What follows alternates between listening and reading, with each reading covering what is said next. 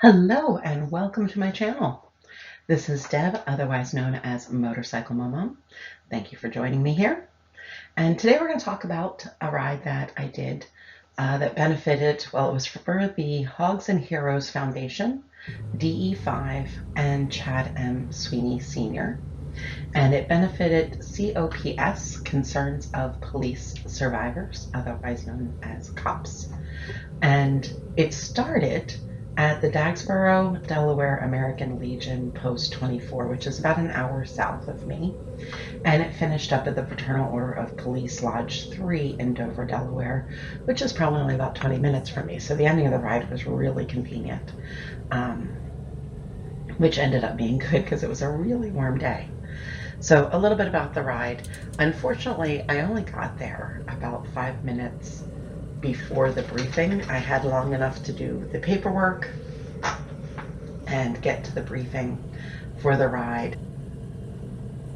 So during the ride briefing, we learned that even though this was supposed to be a police escorted ride, and I really like those, for whatever reason, that was not going to be the case this morning. We did not have the escort, so we had to obey traffic signs and, well, all traffic laws. There was a plan made to get us out onto the main road as a group, or that we would catch back up to each other because there was a red light coming out of the American Legion and onto that main road. So as the groups got through, they were going to pull over to the gas station, and then once everybody got through, we would leave together. So I don't think that quite happened that way when we came out. And there are a lot of red lights on this road, so the inevitable is that we got split up, and we did. There were different times that people would pull over and kind of try to wait for the next group, or that there would be a group pulled over and waiting for the group that I was a part of to catch up with. But it really makes rides a lot smoother when you have that police escort and you have blockers and everybody's riding together. It also makes it, I think, a lot safer when you have groups trying to catch up to one another or pulling off the side of the road in heavy traffic. It becomes a little chaotic, which we did see that happen. Luckily, to the best of my knowledge, everybody got where we were going fine, and there was no issues with any of that, so that was a good thing. So we went ahead, took off, got up the road. Again, no issues, nothing really happened with any of that. I did have a couple of observations, and that was, I saw 2 other females riding. There could have been more. Again, we kind of got split up into different groups, but really not a whole lot of female riders that were present for this particular event. It's, one of the things I would really like to see in the future is to have more women that are out on motorcycles and enjoying, everything that goes along with that, because it's, a really awesome experience. So when we got to the Fraternal Order of Police Lodge in Dover, which is off of Route 9 in Kitshummock, just as a side note to that, it's very close to the Air Mobility Command Museum. If you have never been there, definitely worth checking that out. At some point, I will go there in video, just because that is a place that has a lot of history and memories for me. I think it's a really cool place to check out and take kids to. But Air Mobility Command Museum has nothing at all to do with this video, except that it's on the road when we get off of Route 1. We made a right onto the road that the police lodge is on, and the Air Mobility Command Museum is just a little bit further up that road on the left-hand side. Kind of can't miss it. There's a whole lot of airplanes, some really big ones. Anyway, back to the reason for this video. So once we got there, there was vendors that were selling food and beverages.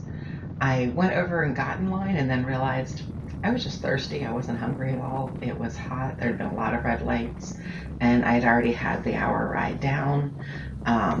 Like I said, I didn't really get there much ahead of just registering and listening to the ride briefing, and I was a little tired and worn out. I kind of had pushed myself already that morning to do this ride. So it occurred to me that I was just about done.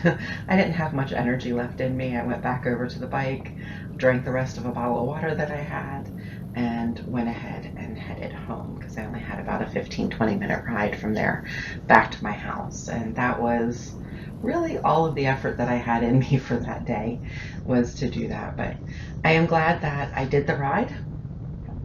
It was a great experience and always enjoyable to get out with other fellow bikers and support great causes. So I love doing these rides and videoing them.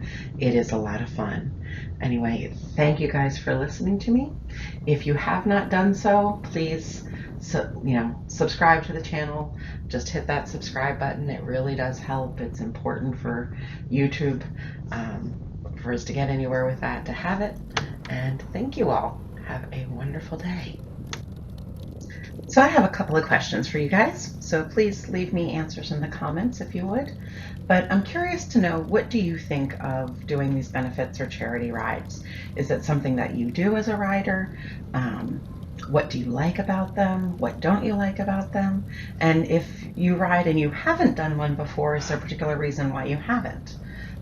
Do you prefer to not ride in the group environment? I know, one of the things, and I think I've seen it in this ride and others, and I don't want to say it's because I'm a female, but sometimes I think it might be a little bit. I'm not sure. So interested in that too. But you're riding with groups of people that you may not necessarily know. In this case, on this day, I came down by myself. I didn't have any friends with me. So a lot of times if you're riding in a group with your friends, then you're very comfortable in that group, and it's just the first bike and the last bike of your group that might be a little cautious of those in front of you or behind you. But when you're a solo rider and you don't know any of the others around you, like, you're paying attention. How is this person in front of me riding? What do I need to know about their riding style?